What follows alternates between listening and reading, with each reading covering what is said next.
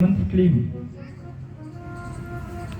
और थोड़ा गहराई की तरफ जाओ तो भगवती महाकाली का कामबीज मंत्र भी क्लीम ही होता है। ओम ऐं ह्रीं क्लीं चामुंडाई विद्महे। ओम भगवान का प्रणव रूप है जिसमें 4 देवता होते हैं। अकारो भगवान ब्रह्मा, उकारस्याद् हरि स्वयं, मकारो भगवान रुद्रो और अर्धमात्रा महेश्वरी। 4 देवता ओम में। और ऐं भगवती महासरस्वती हमारे दुख दूर करे, ह्रीं भगवती महालक्ष्मी हमारे दुख दूर करे और क्लीं भगवती महाकाली दुख नाशक हो। तो भगवती महाकाली का कामबीज मंत्र क्लीं और श्री कृष्ण का कामबीज मंत्र क्लीं। क्या आपने कभी ये चमत्कार देखा है कि आपने आम की गुठली गाड़ी तो उसमें से आम पैदा हो गया और दूसरी आम की गुठली गाड़ी तो उसमें से जामुन का पेड़? ये चमत्कार देखा है? यहां तो ऐसे ही लग रहा है। यहां तो ऐसे ही लग रहा है कि क्लीं बोलोगे तो कृष्ण खुश हो गया और क्लीं बोलोगे तो काली खुश हो गई। ऐसे ही लग रहा है कि कामबीज मंत्र कोई और अक्षर ले लेते ना तो कृष्ण का कामबीज मंत्र क्लीं और भगवती महाकाली का कामबीज मंत्र क्लीं। आओ इसका थोड़ा सा रहस्य समझ लें, थोड़ा सा इसकी गहराई में जाएं। और इस गहराई के पीछे एक बड़ी प्यारी लीला आती है जिसका हम लोग श्रवण करेंगे। असल में शास्त्रों की तरफ जब जाओ तो पता चलता है कि भगवती पार्वती ही कृष्ण बनकर धरती पर आई। कभी किसी ने बताया ये? मुझे भी नहीं पता था, लेकिन मैंने पढ़ा है, देवी पुराण में ही पढ़ा है, पुस्तक का हमारी।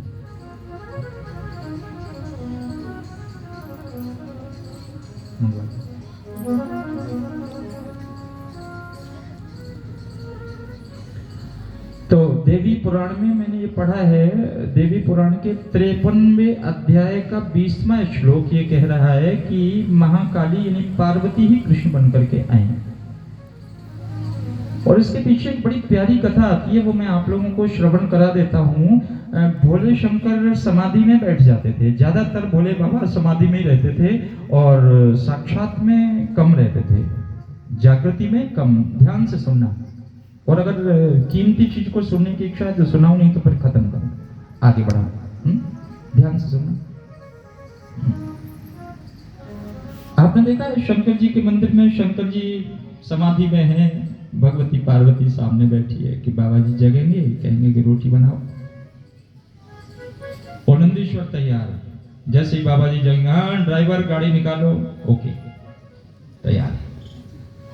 तो 2 हमेशा चेतन रहते, एक तो भगवती पार्वती कि बाबा जी जागेंगे तो थोड़ी सी बातचीत कर लूंगी, और उधर नंदीश्वर तैयार रहते हैं कि बाबा जी जागेंगे, कहीं चलना है तो तैयार रहते हैं। आज जैसे ही भोले बाबा की समाधि खुली तो पार्वती की निगाह थोड़ी टेढ़ी है। पार्वती ने कहा प्रभु ये ठीक नहीं है। भोले बाबा ने कहा क्या? पार्वती ने कहा अगर हजारों हजार साल की समाधि लगानी थी तो शादी काहे को करी?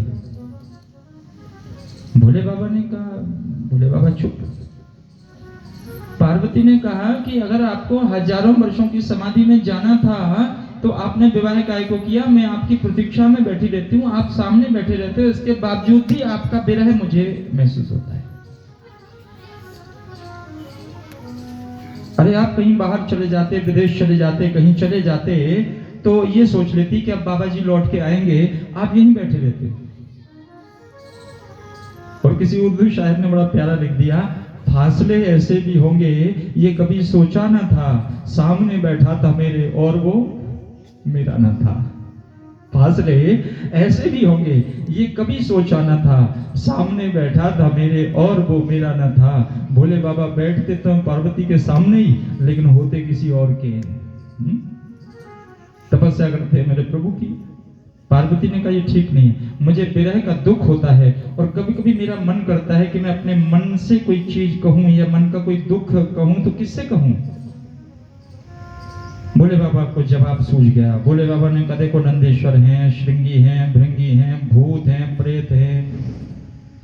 पार्वती ने कहा भूतों से करूंगी बात, मन की बात भूतों से, पर मन की बात तो अपने स्वामी से। पत्नी के लिए पति नहीं तो कोई नहीं, पत्नी के जीवन में अगर पति सामने नहीं तो कोई नहीं।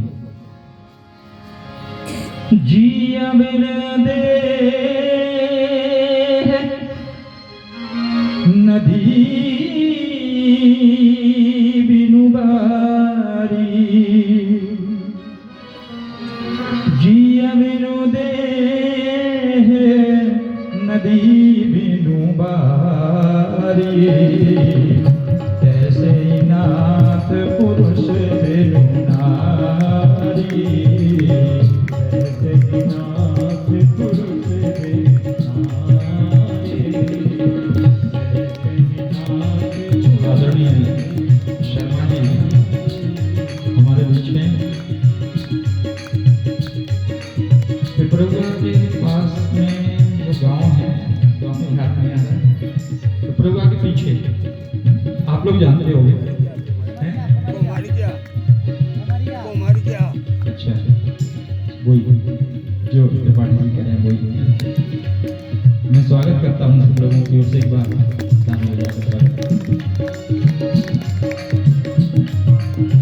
जिया बिनु दे नदी बिनु बारी, ऐसे नाथ पुरुष बिनु नारी, ऐसे नाथ पुरुष बिनु नारी, ऐसे नाथ पुरुष बिनु नारी। जिय बिनु देह, बिना प्राणों के शरीर की कोई कीमत नहीं है। और नदी में पानी ना हो तो नदी की कोई कीमत नहीं। अच्छा, यहाँ ये जो अलंकार का इस्तेमाल किया है तुलसीदास जी ने, उसे कहते हैं देहरी दीपक। देहरी दीपक। जब दीपक देहरी पर धरते हैं तो उजाला अंदर भी और बाहर भी होता है। तो यहाँ पर जो इन्होंने बिनु शब्द का इस्तेमाल किया है, बिनु, तैसे ही नाथ पुरुष बिनु, पुरुष बिनु नारी, और बिनु को उधर जोड़ो, पुरुष, तैसे ही नाथ पुरुष बिनु नारी। ऐसा नहीं कि पत्नी के बिना पति चैन में रहता हो। एक हफ्ते के लिए चली जाए और जहां अंदर कपड़े इकट्ठे भरे, बर्तन इकट्ठे भरे, सोई फोन लगाया काहे, तुम्हें ध्यान नहीं है घर को, तो घर में गृहस्थी में आग लगा दो, वहीं घटी हुए हो। आते याद के नहीं आते। आदमी भी नहीं रह सकता बिना पत्नी के। वैसे भले ही खूब लड़ाई करो, कुछ भी करो, उल्टी बोलो, सीधी बोलो, तुम करत गाओ घरे बैठे बैठे, वैसे भले ही करते रहो। और भी कहूँ एक दिन चली नहीं तो 2-3 दिन बाद तो एक पड़ोसन बोली कि काय बहन, वो तुमने च्यवनप्राश वगैरह खाओ, बासन तुम्हारी इम्यूनिटी बढ़ी, ताकत बढ़ी कि नहीं बढ़ी? बोले हाँ बहन बढ़ी। कितनी ताकत बढ़ी? बोले पहले पति से लड़ते सो 1 घंटा में सांस फूल जाती है, 3 घंटा लड़ाते, च्यवनप्राश से इतनी ताकत बढ़ गई। तो लड़ाई एन हो गए, खूब हो गए लड़ाई, लेकिन बिना उनके मजा भी नहीं आता। और पत्नी को भी नहीं है साहब, जो भी देखो आप, एक दिन आप फोन कर रही, बोली का साहब बोला नहीं रहे आप, पति ने कही कहने महीना भर रहे आन दो, लेकिन को मायके में रहे आन दो महीना भर। सो उते उन्हें फोन करो कि का अब तुम्हें हमारी याद नहीं आ रही? बोली एन आ रही।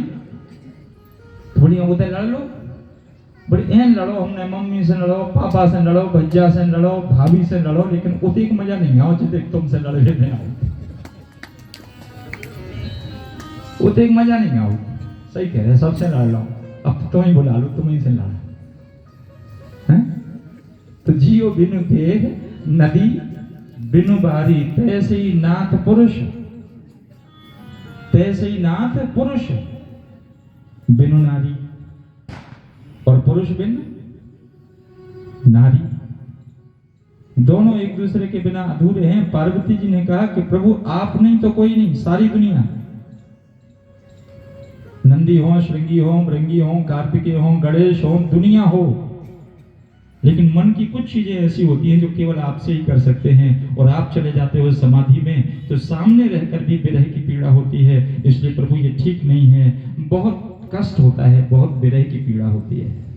भोले बाबा ने कहा देवी हम तुम्हारे मन की पीड़ा समझ सकते हैं, हम तुम्हारे मन की पीड़ा समझ सकते हैं। पार्वती ने कहा बिल्कुल नहीं समझ सकते, अगर समझ रहे होते तो बार बार समाधि में लगती, और 1-2 साल की समाधि में नहीं जाते हो, हजारों हजार साल की समाधि में जाते हो प्रभु, और आपको मेरी पीड़ा महसूस तो करना पड़ेगा।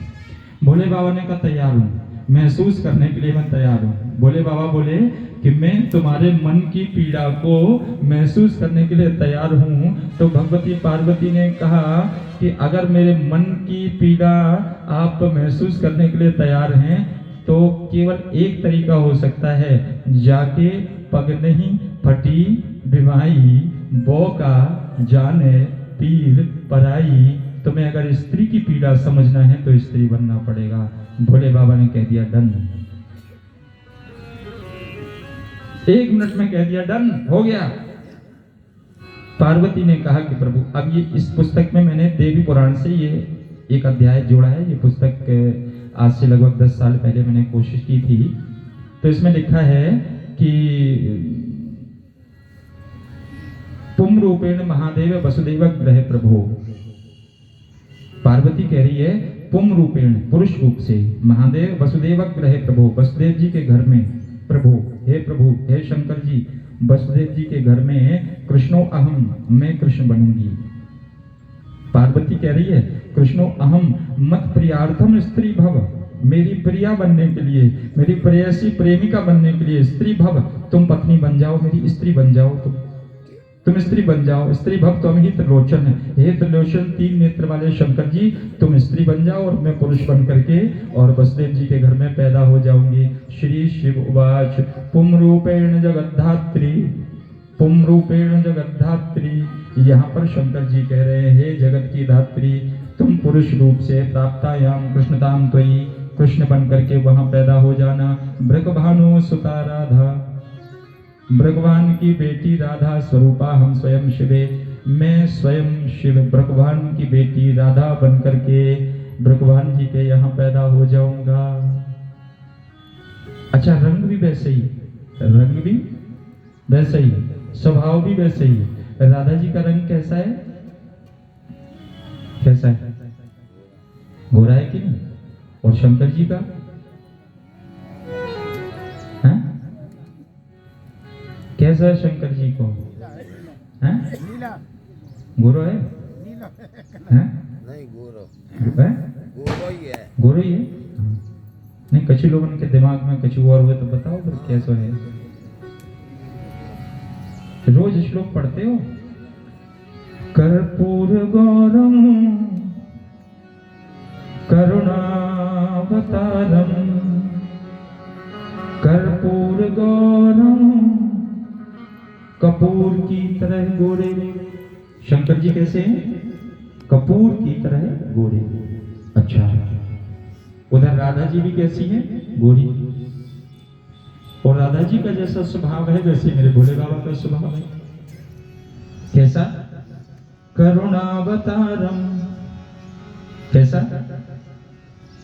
कोई 1 लोटा जल चढ़ा दे, भोले बाबा प्रसन्न। अकौवा चढ़ा दे, धतूरा चढ़ा दे, 2 इलायची दाने चढ़ा दे, बेल के 3 पत्ते चढ़ा दे, अरे और सब छोड़ दो, घंटा चौराहे के लाने चढ़ जाए शंकर जी के मुंह पे। सही खुश दर्शन दे देते हैं, कहते हैं भक्त वरदान मांगो। सो चोर घबरा गया, पसीना छूट गया, बोले महाराज हम तो चोर हैं, भक्त नहीं है। शंकर जी बोले तुम चोर नहीं हो, तुम भक्त नहीं हो, तुम भक्त राज हो, भक्तों के राजा हो। लोग तो 2 इलायची दाने चढ़ा देते हैं, लोग तो थोड़ी सी बेल के पत्ते चढ़ा देते हैं, लोग तो मेरे ऊपर कोई फल फूल चढ़ाते हैं, तू तो पूरा शरीर ही मेरे ऊपर चढ़ा दिया। तू तो भक्तों का राजा है, पूरा का पूरा चढ़ गया। करुणा के अवतार हैं भोले बाबा। हाँ, बिना मांगे देते हैं, आशुतोष। और ऐसी मेरी राधा रानी है, करुणामयी कृपामयी मेरी दयामयी राधे, करुणामयी कृपामयी मेरी दयामयी राधे, करुणामयी कृपामयी मेरी दयामयी राधे, करुणामयी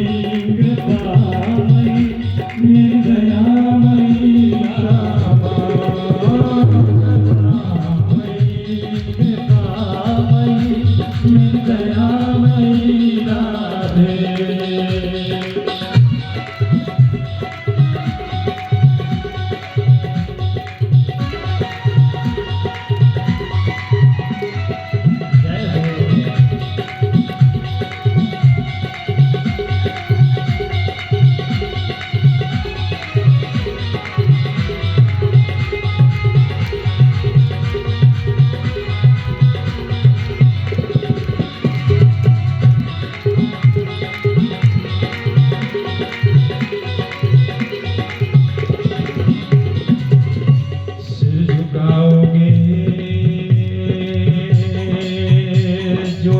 दरबार के आगे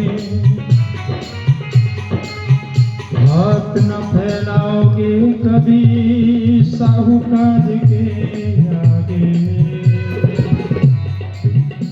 करुणामयी कृपामयी मेरी दयामयी करुणामयी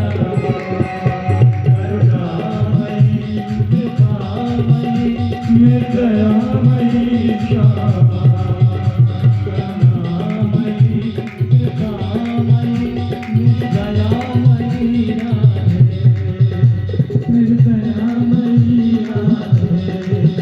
मेरी दयामयी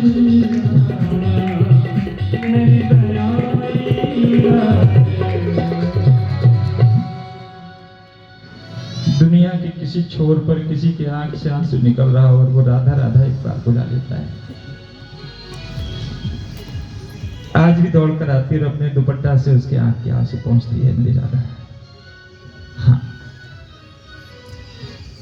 ब्रजमंडल में कभी भी कोई, मैं राजा एक आपको घटना सुना रहा हूं जो मान मंदिर से मेरा जुड़ा हुआ, थोड़ा सा एक छोटी सी घटना सुना दूं। जब मैं वहां गया तो मुझे सब कुछ अच्छा लगा जैसे आपको लगा, और वहां मेरा मन बन गया कि मैं यहां भागवत करूंगा। और शास्त्री जी ने कहा कि 2 दिन तुम्हें रुकना पड़ेगा, तब आपसे बात करेंगे। देखो कैसी परीक्षा करता है। और मेरे अंदर थोड़ा अभिमान था, मैं कथावाचक। मैंने कहा 2 दिन नहीं रुक सकता, मेरा टाइम बहुत इंपॉर्टेंट है। मैं शास्त्री जी को भी वैसे ही समझ रहा था। हाँ। मुझे नहीं पता था कि ये सब कितने महान हैं, ये किस मिशन में लगे हैं, किस सेवा में लगे, मुझे नहीं पता था। मैंने रात में, मेरी पत्नी थी, मेरे बच्चे, मेरा परिवार था, मेरे 2 चेला लोग थे। मैंने कहा सुबह 4 बजे यहाँ से निकल जाएंगे, यहाँ भागवत नहीं करनी है। और आप आश्चर्य करोगे कि सुबह 4 बजे मैंने राधा रानी को जरूर ये कह के, रात में ये कह करके सोया कि तुम्हारे यहाँ से कोई निराश जाता नहीं है। और हमारी भेंट नहीं हो रही है शास्त्री जी से, कल 3 दिन का टाइम दिया है, 3 दिन बाद मुलाकात होगी। मैंने राधा रानी को बोला कि तुम्हारे क्षेत्र में आकर मैं निराश होके जा रहा हूँ, मैंने तो सुना है कि तुम बड़ी करुणामयी हो। और सुबह 4 बजे मेरे पास एक सज्जन आए और बोले शास्त्री जी ने आपसे 8 बजे मुलाकात करने के लिए बोला है। सुबह 4 बजे का मैं तैयार हो रहा था वापस आने के लिए, रतिया वापस आने के लिए, बोले शास्त्री जी ने बोला है। और वहां जो मेरी भागवत हुई, उसके बाद मेरे जीवन में जो परिवर्तन आया, उसके बाद मैंने सर्विस छोड़ी, उसके बाद मेरी गौशाला शुभारंभ हुई, और उसके बाद मेरे जीवन में जो रंग आया, मेरी राधा रानी ने मेरे सिर पे हाथ धर दिया। उसके बाद जो रंग आया वो सब आप जानते हो।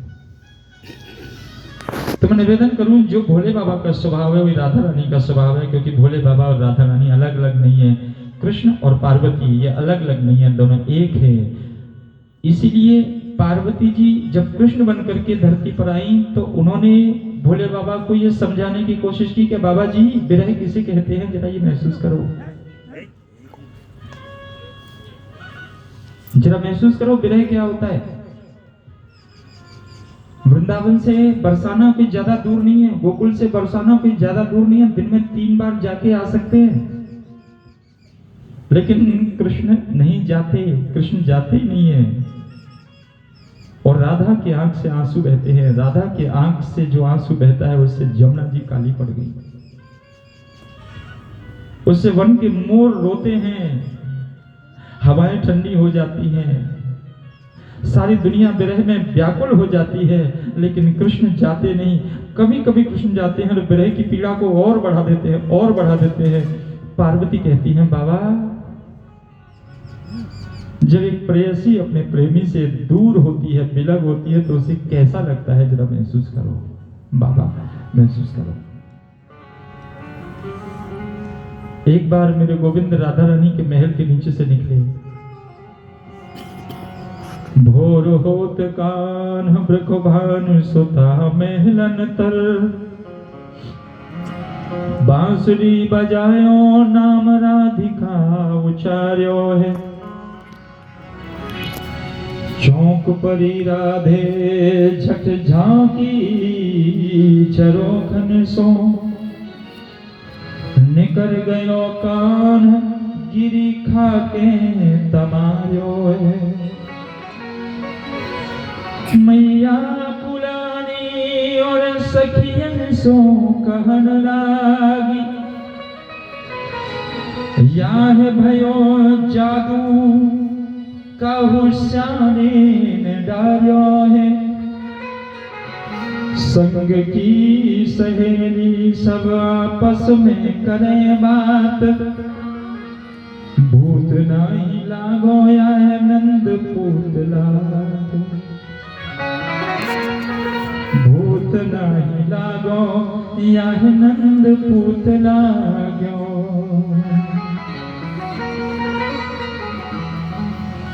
राधा को कभी कृष्ण का सामीप्य, कृष्ण का सानिध्य नहीं मिला। एक पूरा जीवन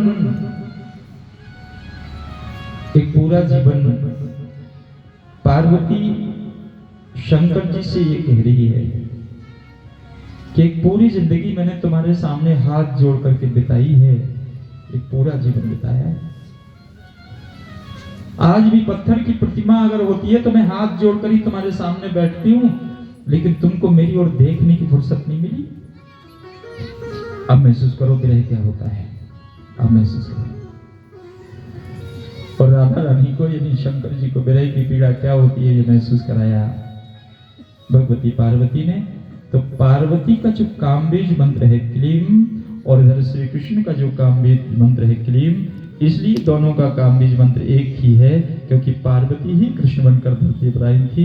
इसलिए क्लीम कृष्णाय गोपीजन वल्लभाय स्वाहा और ओम ऐं ह्रीं क्लीम चामुंडाय विचे। बांसुरी से जैसे क्लीम शब्द निकला, वो स्वर लहरी तीनों लोकों में फैल गई, और जिस जिस गोपी के कान में पड़ी वो गोपी दौड़ पड़ती है। एक गोपी संध्या के समय गोबर से लेपन मार्जन कर रही है। जैसे ही बांसुरी की धुन कान में पड़ी, मन चला गया बांसुरी में, हाथ में गोबर लगा है और दौड़ पड़ी कृष्ण की ओर कुंजों में। एक गोपी को संध्या के समय ससुर जी ने कहा कि अरे बहू, जरा भोजन का थाल तो लगा दे। उधर से गैया के रमाने की आवाज आई तो बहू दौड़ी, एक थाली तैयार करके गैया के सामने रख दी और भूसा उठा करके ससुर जी के सामने रख दिया, क्योंकि बांसुरी की धुन कान में पड़ी, दौड़ पड़ी। एक गोपी श्रृंगार कर रही है, और श्रृंगार करते समय जब बांसुरी की धुन कान में पड़ी तो आंख से लगाने वाली चीज पैरों में लगा ली, और पैरों में लगाने वाली चीज आंख से लगा ली, दौड़ पड़ी। मुरलिया रे मुरलिया रे ऐसा मन मोह लियो, मधुबन धूम मचाई मुरलिया रे मुरलिया रे ऐसा मन मोहलियो मधुबन धूम मचाई मुरलिया रे मुरलिया रे।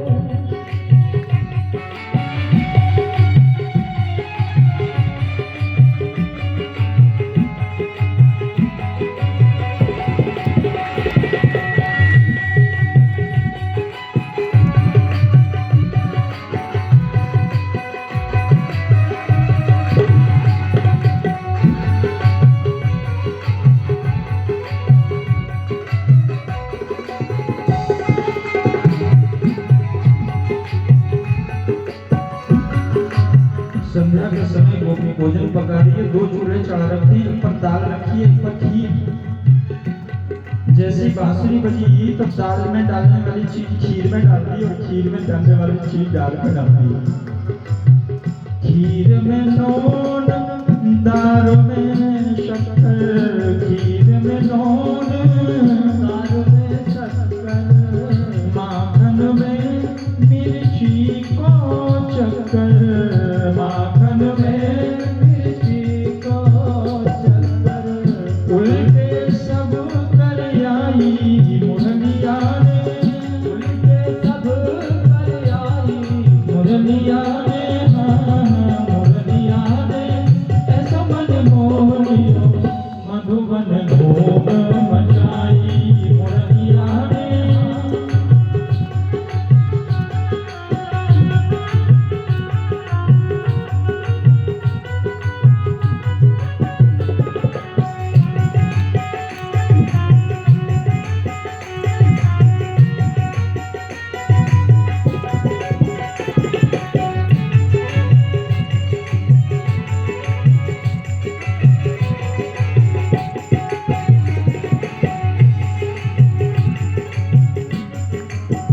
को साग ससुर को भूसा, को साग ससुर को भूसा, उल्टा पुल्टा भोग परोसा, उल्टा पुल्टा भोग परोसा और दौड़ी चली आई मुरलिया रे, और दौड़ी चली आई मुरलिया रे मुरलिया रे ऐसा मन मोहलियो मधुबन धूम मचाई मुरलिया रे।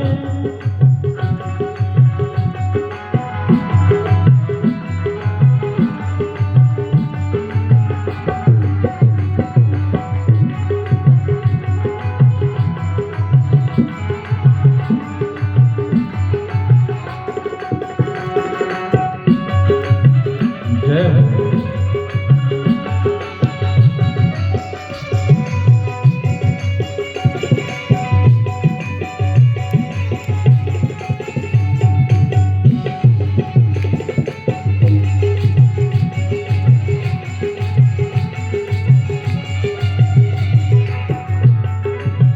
संध्या के समय गोपी श्रृंगार कर रही है और बज गई महाराज। जैसी बांसुरी बजी ना सब उल्टा पुल्टा हो गया। पग भुजबंद हाथ में पायल, पग भुजबंद हाथ में पायल, नयन महावर पाँव में काजल, नयन महावर पाँव में काजल, टिकुली गाल लगाई मुरलिया रे, टिकुली गाल लगाई मुरलिया रे मुरलिया रे ऐसा मन मोहलियो मधुबन धूम मचाई मुरलिया रे मुरलिया रे।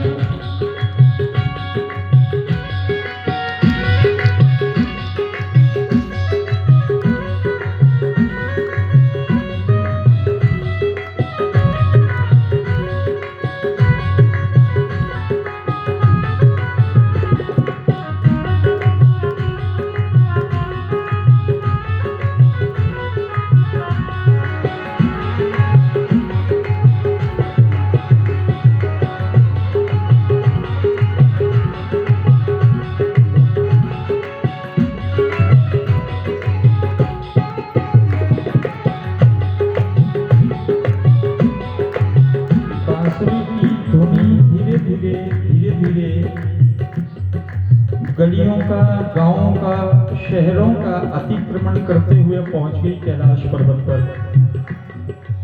निराकार में मस्त भोले बाबा की समाधि खुल गई।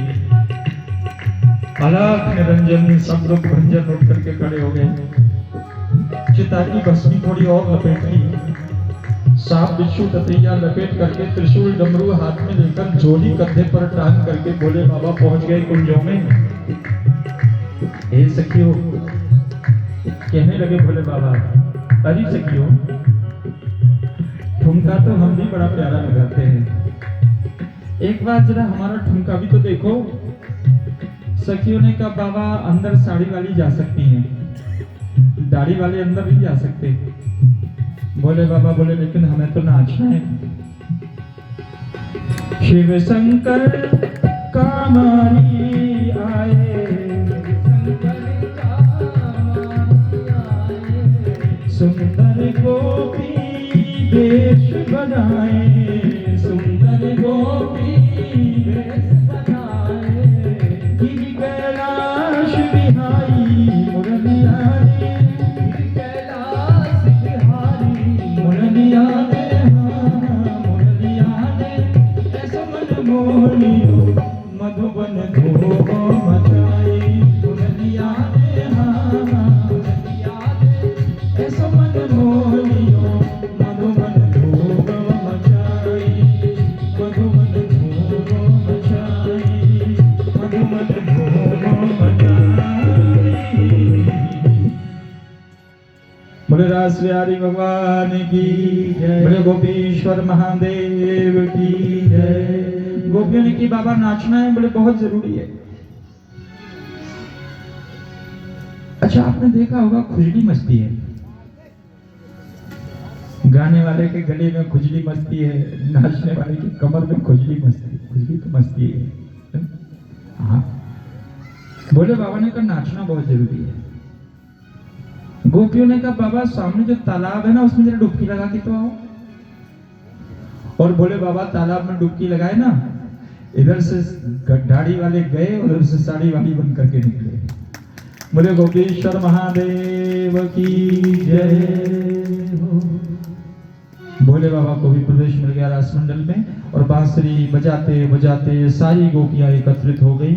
चारों तरफ से गोपियां घेर करके खड़ी हैं और मेरे गोविंद नेत्र बंद करके बांसुरी बजा रहे हैं। बांसुरी बजाते बजाते अचानक श्री कृष्ण की निगाह उठी तो चारों तरफ गोपियों को देखा, बांसुरी बजाना बंद कर दिया। कहा गोपियों, रात्रि के समय में अपना घर छोड़कर, अपना परिवार छोड़कर, अपने पति छोड़ करके